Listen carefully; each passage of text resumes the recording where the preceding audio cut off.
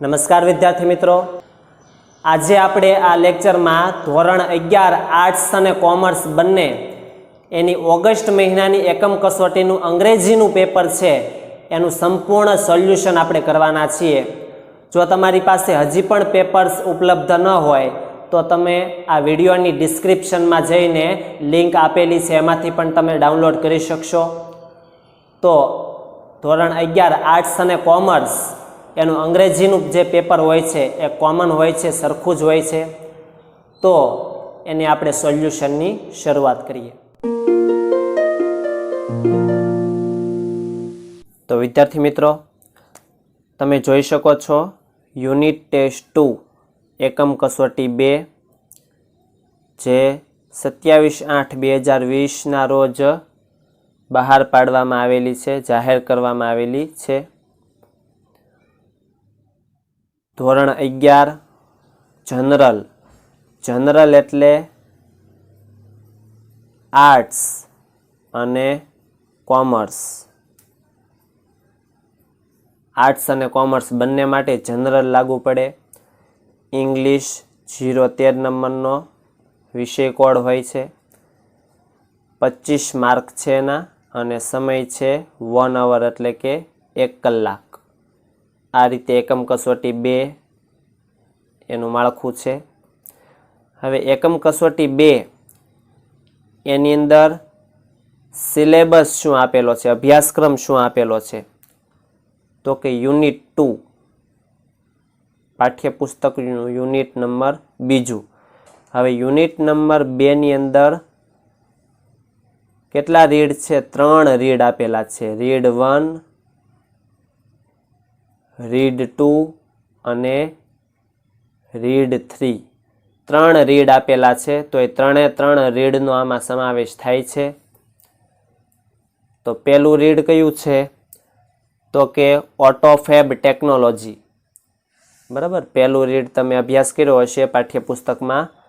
પહેલું રીડ છે બીજા યુનિટનું ઓટોફેબ ટેકનોલોજી, એટલે કે સ્વયં સંચાલિત જે ટેકનોલોજી છે એ। પછી બીજું રીડ છે પાલનપુર યુથ રી ઇવેન્ટ્સ ધ હમ્બલ વોચ, એટલે પાલનપુરનો એક યુવાન એક અજાયબ ઘડિયાળ છે બનાવે છે।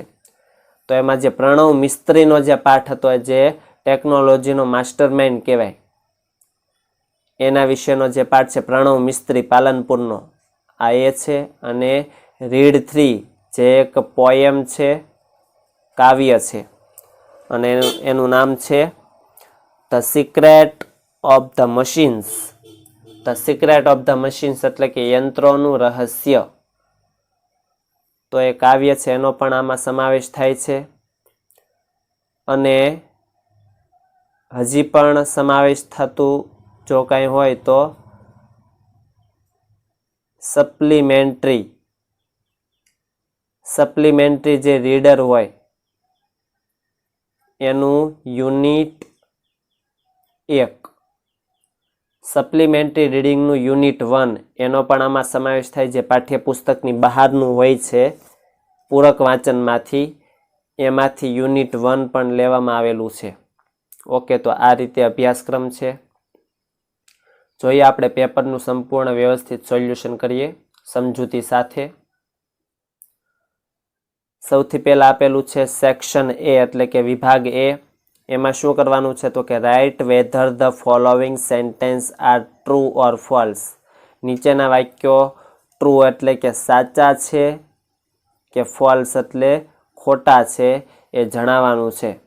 પણ યાદ રાખજો, આના જવાબ લખતી વખતે યાદ રાખવાનું છે કે સાચા ખોટાની નિશાની આપણે આ જે કરી છે એવી કરવાની નથી।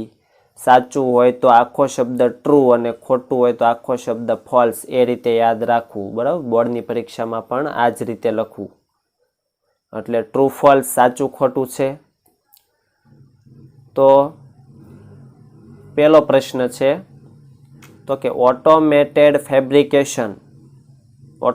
Fabrication will not have dramatic impact on society. Dramatic impact એટલે જોરદાર અસર। ઓટોમેટેડ ફેબ્રિકેશન દ્વારા સોસાયટી ઉપર જોરદાર અસર વિલ નોટ એટલે નહીં થાય, જોરદાર અસર નહીં થાય। તો મિત્રો આ વાક્ય છે ખોટું છે પાઠને આધારે। કેવું છે?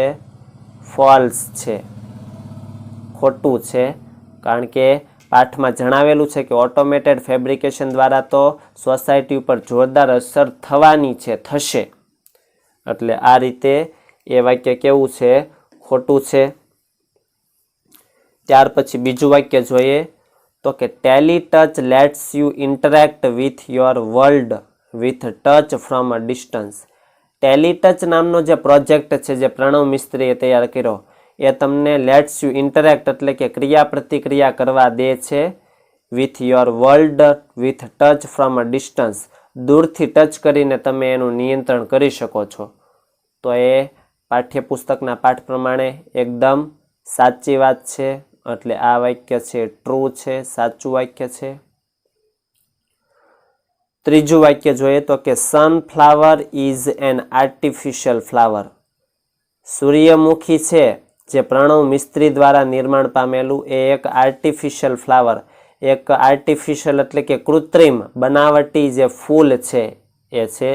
તો એ વાક્ય પણ ટ્રુ છે, સાચું છે. પ્રણવ મિસ્ત્રીએ જે સનફ્લાવરની રચના કરી છે એ એકદમ આર્ટિફિશિયલ છે, બરાબર, બનાવટી છે, કૃત્રિમ છે.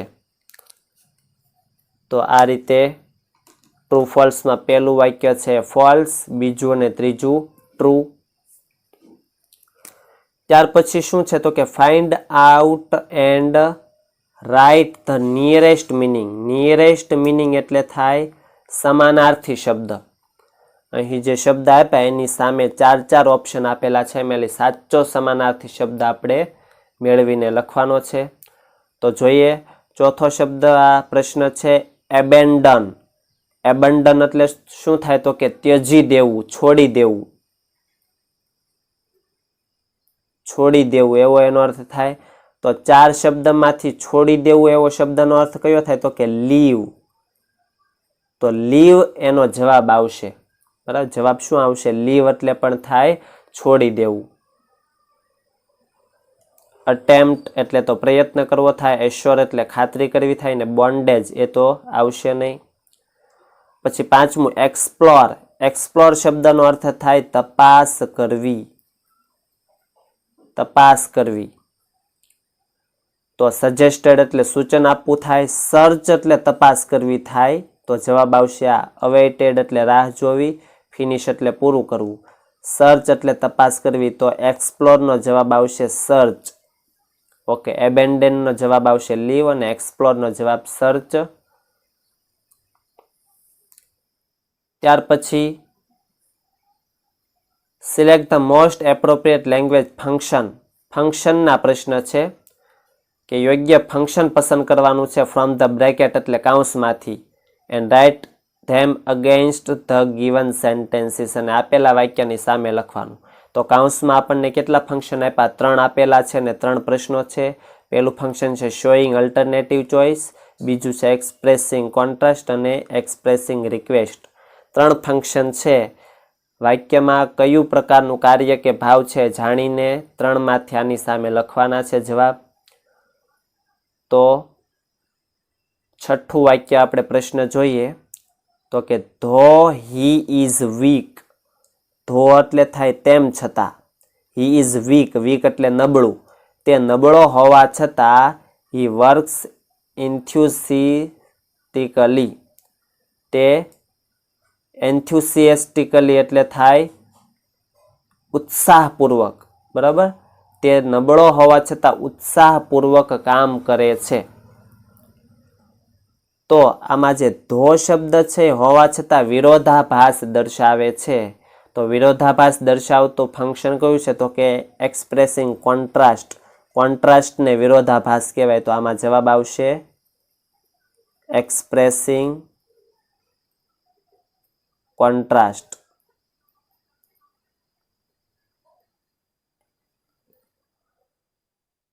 ચાલો પછી 7મું જોઈએ તો કે would you give me your mobile phone. શું તમે તમારો મોબાઈલ ફોન મને આપશો? તો આ એક પ્રકારની વિનંતી કહેવાય. તો વિનંતી માટે એક્સપ્રેસિંગ રિક્વેસ્ટ એ જવાબ આવશે. Expressing request. ઓકે, 8મું વાક્ય છે either Ruhi or Juhi will perform on the stage. Either એટલે કાં તો અને ઓર એટલે અથવા. કાં તો રૂહી અથવા જુહી બેમાંથી એક સ્ટેજ ઉપર પરફોર્મ કરશે. તો એધર ઓર શબ્દ અહીંયા આપેલો છે એનો અર્થ અલ્ટરનેટિવ ચોઇસ થાય. એધર ઓર એટલે કાં તો અથવા એટલે વિકલ્પ દર્શાવે ને વિકલ્પને અલ્ટરનેટિવ કહેવાય. તો અહીંયા આવશે જવાબ showing alternative choice. Showing alternative choice એટલે વૈકલ્પિક પસંદગી કહેવાય કે કાં તો રૂહી અથવા જુહી બેમાંથી એક. ઓકે, ત્યાર પછી જોઈએ તો કે select the most appropriate response. Appropriate response એટલે યોગ્ય જવાબ છે પસંદ કરવાનો છે. ડાયલોગમાં એક વાક્ય આપેલું હોય ને એક વાક્ય ખાલી હોય, એ ફંક્શનને આધારે પસંદ કરવાનું હોય. તો જોઈએ, સીમા કહે છે કે why have you started yoga. તે યોગા શા માટે શરૂ કર્યા? તો ટીના શું જવાબ આપે આપણે ABCDમાંથી પસંદ કરીને લખવાનું છે અને કાઉન્સમાં આપેલું છે શોઈંગ પર્પઝ. પર્પઝ એટલે થાય હેતુ, હેતુ અથવા ઉદ્દેશ. હવે ફંક્શનમાં હેતુ કે ઉદ્દેશવાળા જે વાક્ય હોય એમાં કયા કયા શબ્દ આવે? તો ખાસ યાદ રાખવા, એમાં આવે ટુ અથવા ફોર અથવા with a view to, in order to અથવા તો સો ધેટ. જો વાક્યમાં આવો કોઈ પણ શબ્દ હોય, ટુ હોય, ફોર હોય, with a view to, in order to અથવા સો ધેટ, તો એ પર્પઝ દર્શાવે છે. તો હવે આપણે ABCDમાંથી આમાંથી કોઈ શબ્દ છે કે નહીં એ જોઈએ. તો કે તમે જોઈ શકો છો કે સી જે ઓપ્શન છે સી, એમાં જો આપેલું છે સો ધેટ, તો એ સો ધેટ છે હેતુ દર્શાવે, પર્પઝ. એટલે જવાબ આવશે C. I have started yoga. મેં યોગા શરૂ કર્યા so that I can improve my health. જેથી કરીને હું મારું સ્વાસ્થ્ય ઇમ્પ્રૂવ એટલે સુધારી શકું. તો યોગા કરવાનો હેતુ શું છે? તો કે સ્વાસ્થ્યને સુધારવું એ હેતુ છે, એટલે એ પર્પઝ દર્શાવે. પછી 10મો પ્રશ્ન, તો કે રીટા શું કહે છે? Did Leena attend our national function? કરીનાને પૂછે છે કે શું લીના છે આપણા એન્યુઅલ ફંક્શન, વાર્ષિક ફંક્શનમાં એ હાજરી આપશે? તો કરીના આવે શું કહે છે? કરીના એમાં લખ્યું છે શોઈંગ કોન્ટ્રાસ્ટ. કોન્ટ્રાસ્ટ રજૂ કરવાનો છે એવું વાક્ય આપણે ગોતવાનું છે. કોન્ટ્રાસ્ટ એટલે થાય વિરોધાભાસ. શું થાય? વિરોધાભાસ. એટલે વિરોધ રજૂ કરે, વિરોધાભાસ રજૂ કરે એવું વાક્ય આપણે ગોતવાનું છે. હવે કોન્ટ્રાસ્ટ જે હોય, વિરોધાભાસ રજૂ કરે, એમાં કેવા કેવા શબ્દો આવે? તો કે ધો, ઓલ્ધો, even if, in spite of, despite, however, yet, but આવા શબ્દ છે એ કોન્ટ્રાસ્ટમાં આવે છે. બરાબર. તો આપણે ઓપ્શનમાં જોઈએ તો જો આમાં તમને દેખાય છે બીમાં ધો શબ્દ અહીંયા જ આપેલો છે, બાકી એકેમાં વિરોધાભાસ દર્શાવતો શબ્દ છે જ નહીં. ઘણા ફંક્શન એવા છે કે જેના શબ્દો ખાલી તમે યાદ રાખી લ્યો તો તમને એના જવાબ છે તરત આવડી જાય. તો ધો શબ્દ છે એ વિરોધાભાસ દર્શાવે કે ધો લીના વોઝ સિરિયસલી ઇલ, કે લીના છે એ ખૂબ બીમાર, સિરિયસલી ગંભીરપણે બીમાર હોવા છતાં શી અટેન્ડેડ ધ નેશનલ ફંક્શન, કે તેણે નેશનલ ફંક્શનમાં હાજરી આપી હતી. તો જવાબ આવશે બી, કારણ કે એ જ વિરોધાભાસ રજૂ કરે છે ધો શબ્દ દ્વારા, એટલે થાય તેમ છતાં.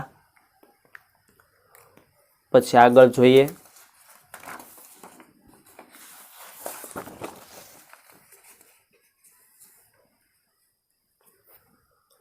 ઓકે, ત્યાર પછી છે કે સિલેક્ટ મોસ્ટ એપ્રોપ્રિએટ ક્વેશ્ચન. હવે પ્રશ્ન પસંદ કરવાનો છે two gate underline words phrase as answer. Underline કરેલા શબ્દ છે જવાબ તરીકે હોય એ રીતે પ્રશ્ન પસંદ કરવાનો છે. બરાબર, આ 4 ઓપ્શન છે પ્રશ્ન છે, એવો પ્રશ્ન પસંદ કરવાનો છે કે અંડરલાઇન કરેલો શબ્દ જ જવાબ બનવો જોઈએ. તો જોઈએ તો કે 11મો પ્રશ્ન છે અરુણિમા ડિસાઇડેડ એટલે અરુણિમાએ નક્કી કર્યું. શું નક્કી કર્યું? તો કે to climb Mount Everest, Mount Everest ચડવાનું નક્કી કર્યું. તો અંડરલાઇન કરેલો શબ્દ છે to climb Mount Everest, Mount Everest ચડવું. તો પ્રશ્ન આપણે શું પૂછીએ તો જવાબ છે આ અંડરલાઇન કરેલા શબ્દ આવવો જોઈએ. તો આપણે એમ પ્રશ્ન પૂછીએ કે અરુણિમાએ શું નક્કી કર્યું, તો જ એવો જવાબ આવી શકે કે અરુણિમાએ માઉન્ટ એવરેસ્ટ ચડવાનું નક્કી કર્યું. તો શું નક્કી કર્યું, તો શું માટે કયો શબ્દ આવશે? તો કે શું માટે વોટ શબ્દ આવશે, વોટ.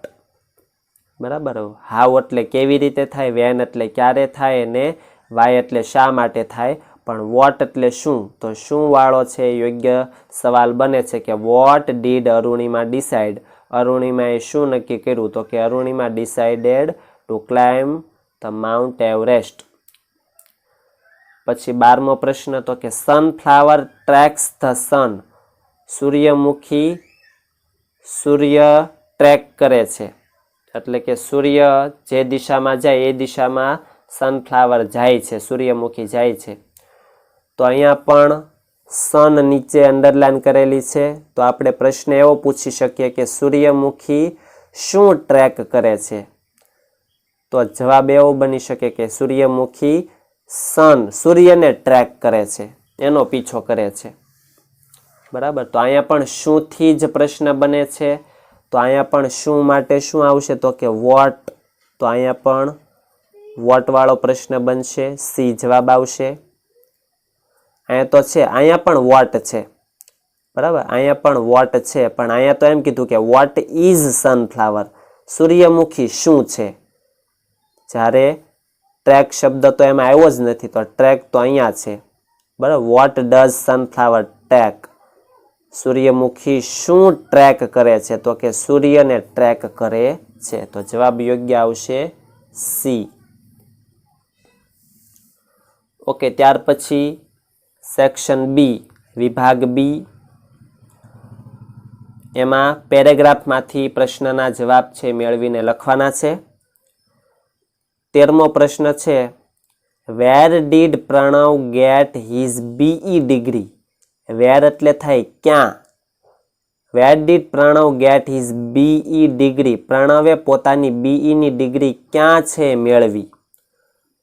તો આપણે જોઈએ પેરેગ્રાફમાં તો કે he studied in his mother tongue Gujarati, તે પોતાની માતૃભાષા ગુજરાતીમાં ભણ્યો.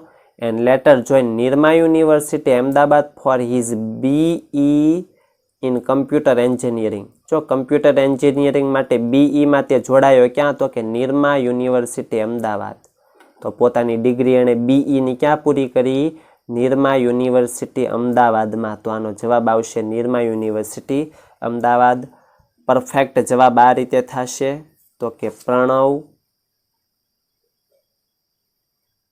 Got his BE degree at Nirma University Ahmedabad. આ પરફેક્ટ જવાબ થયો. ચાલો પછી 14મો પ્રશ્ન છે કે from whom did Pranav get award. From whom એટલે કોની પાસેથી પ્રણવને એવોર્ડ મળ્યો? તો આપણે જોઈ શકીએ છીએ કે president award from APJ Abdul Kalam. From APJ Abdul Kalam પાસેથી એને એવોર્ડ છે મળેલો છે, રાષ્ટ્રપતિ એવોર્ડ. તો અહીંયા પણ ફ્રોમ એપીજે અબ્દુલ કલામ, એનો પરફેક્ટ જવાબ આપણે લખીએ તો કે પ્રણવ, અહીંથી શરૂ થાય જવાબ તો કે પ્રણવ ગોટ એવોર્ડ. હવે જવાબ જે છે from APJ Abdul Kalam, from APJ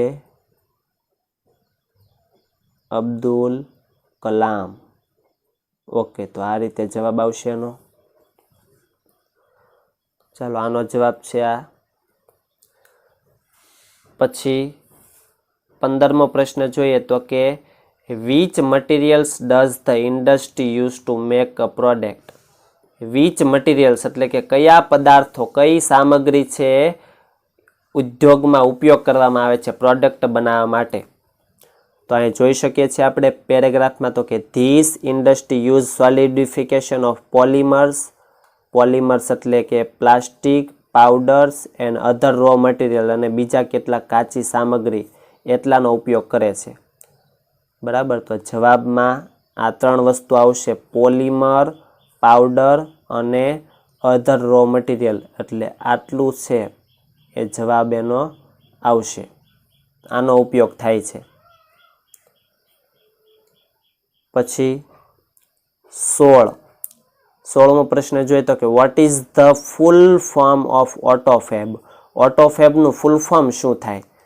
તો ઓટો એટલે પેરેગ્રાફની શરૂઆતમાં જ આપ્યું છે. ઓટો એટલે થાય ઓટોમેટેડ અને ફેબ એટલે થાય ફેબ્રિકેશન. તો જવાબ આવશે ઓટોમેટેડ ફેબ્રિકેશન. Automated fabrication. આ ઓટોફેબનું ફૂલ ફોર્મ થાય છે ઓટોમેટેડ ફેબ્રિકેશન. ઓકે, ત્યાર પછી પ્રશ્ન નંબર 17, where does Pranav belong to. Pranav છે ક્યાંથી છે એમ પ્રશ્ન છે. તો અહીંયા શરૂઆતમાં જ આપેલું છે પ્રણવ મિસ્ત્રી નેટિવ. નેટિવ એટલે થાય મૂળ વતની. ક્યાંનો? તો કે ઓફ પાલનપુર. પાલનપુરનો મૂળ વતની છે કે જે નોર્થ ગુજરાત, ઉત્તર ગુજરાતમાં આવેલું છે. તો આપણે આનો પરફેક્ટ જવાબ લખી શકીએ તો કે પ્રણવ belongs to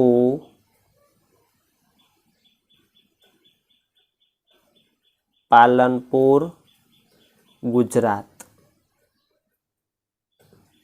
પ્રણવ છે પાલનપુર ગુજરાતનો છે. પછી 18મો પ્રશ્ન, what are the functions of the futuristic watch gear. આ જે ઘડિયાળ જે બનાવી છે પ્રણવે એના what are the function. Function એટલે એના કાર્ય શું છે. એના કાર્યો શું છે. જેનું નામ ઘડિયાળનું શું છે? ગિયર. એ ગિયરના કાર્યો શું છે?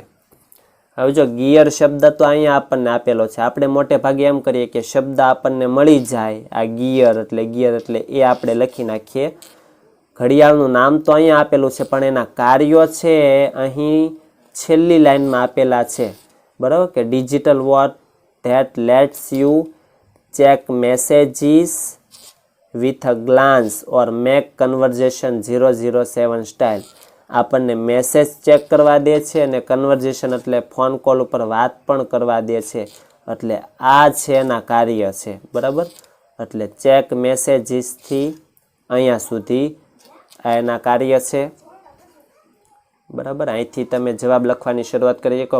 પરફેક્ટ જવાબ માટે the function of the futurist watch gear are, પછી એમ કરીને અહીંથી તે અહીંયા સુધી લખી નાખવાના. 18માનો જવાબ છે. ઓકે, ત્યાર પછી આગળ જોઈએ. પ્રશ્ન નંબર આપણે પહોંચ્યા છીએ 19 અને સેક્શન સી, વિભાગ સી. કાવ્ય આપેલું છે જે આપણે વાત કરી હતી કે the secret of the machines, યંત્રોનું રહસ્ય. એ જે કાવ્ય છે એનો ભાગ એક આપેલો છે. તો એના પ્રશ્ન પણ આપણે જોઈએ તો કે from where the machines taken. Machines taken એટલે મશીન યંત્રોને ક્યાંથી ક્યાં લઈ જવામાં આવે છે. બરાબર, ક્યાંથી ક્યાં લઈ જવામાં આવે છે? તો કે મશીનો પોતે જ કે છે પોતાની રીતે તો કે we are taken from the ore bed and the mine. Ore bed and the mine.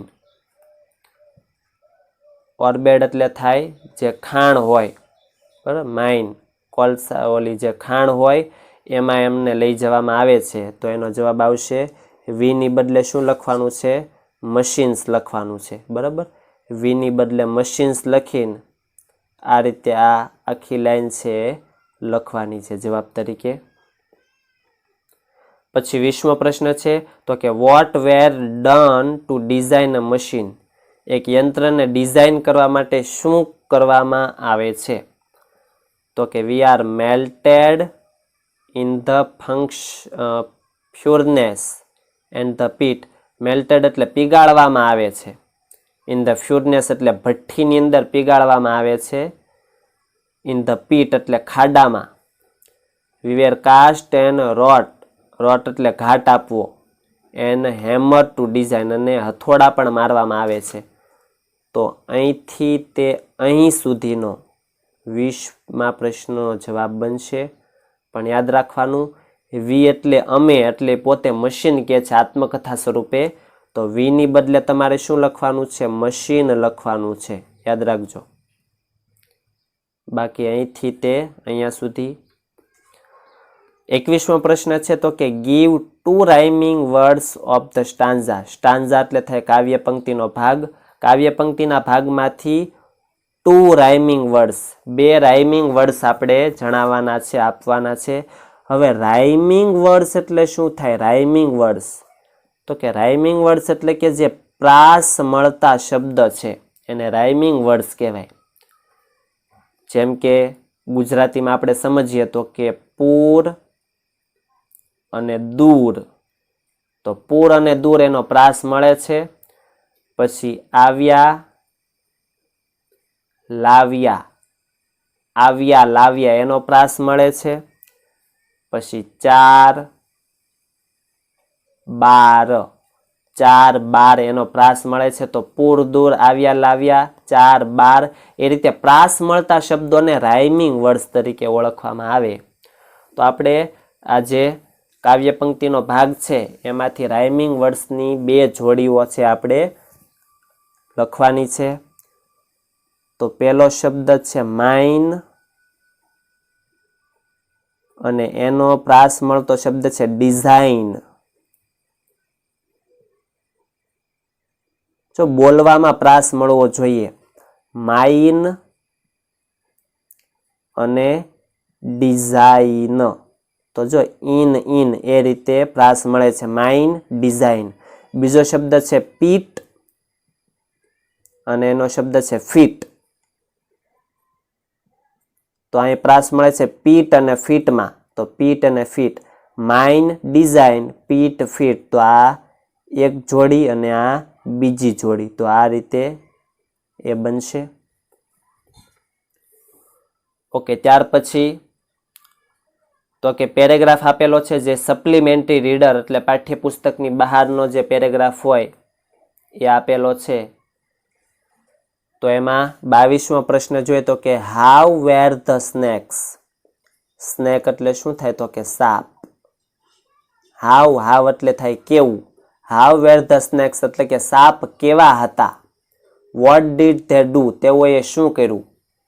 તો આપણે પહેલી જ લાઈનમાં જોઈ શકીએ છીએ કે ધ સ્નેક્સ વેર ઇન્ડિગ્નન્ટ. સાપ કેવા હતા? ઇન્ડિગ્નન્ટ એટલે થાય ગુસ્સે થયેલા, નારાજ થયેલા. કૌંસમાં એનોઇડ આપેલું છે એટલે પણ ગુસ્સાવાળા. એન્ડ ધે બીટ ધ ફ્લેમિંગોસ, અને તે ફ્લેમિંગોસ જે સુરખાબ પક્ષી હોય એને કરડી ગયા. તો બેઠો જવાબ અહીંથી તે અહીંયા સુધી લખવાનો છે. પરફેક્ટ જવાબ બનશે 22 નંબરનો. સાપ છે નારાજ થયેલા, ગુસ્સે થયેલા હતા, ખીજાયેલા હતા, અને ફ્લેમિંગોસને કરડી ગયા. પછી 23મો પ્રશ્ન છે કે where did flamingo go after snake bite. Snake bite એટલે સાપના કરડી ગયા પછી ફ્લેમિંગો વેર એટલે ક્યાં ગયા. તો અહીં જોઈ શકીએ છીએ આગળ તો કે their bodies and legs were itching and got hot too so they ran to the lake. So they ran એટલે દોડીને ગયા, ટુ ધ લેક તળાવ છે ત્યાં ગયા. બરાબર, તો આપણે પરફેક્ટ જવાબ આ રીતે લખી શકીએ કે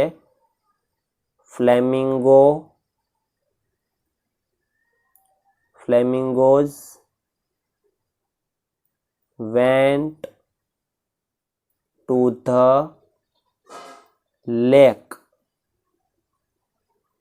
after snake's bite. સાપના કડી ગયા પછી ફ્લેમિંગોસ છે ટુ ધ લેક એટલે તળાવ છે ત્યાં ગયા. 24મું તો કે why do the flamingos not go out of the lake. શા માટે છે ફ્લેમિંગો પક્ષીઓ છે એ તળાવમાંથી બહાર ન આવ્યા? તો અહીં આપણે જોઈ શકીએ કે since that day they don't go out the lake because થી જવાબ લખવાની શરૂઆત થાય. Because only the water can calm the pain caused by the bytes.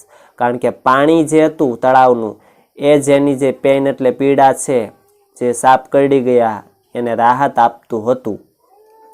બરાબર, એટલે અહીંથી બીકોઝથી અહીંયા સુધીનો જવાબ બનશે પ્રશ્ન નંબર 24.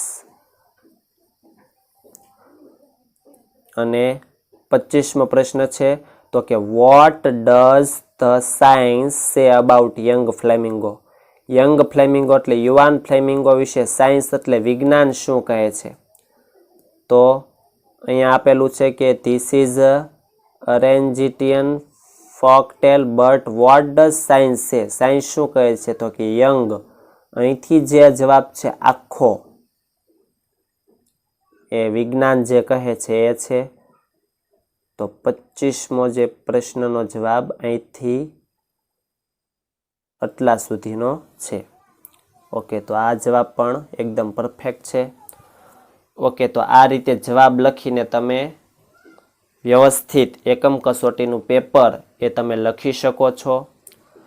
ઓકે વિદ્યાર્થી મિત્રો, તમને દરેકને બેસ્ટ ઓફ લક. જય હિન્દ, જય ભારત.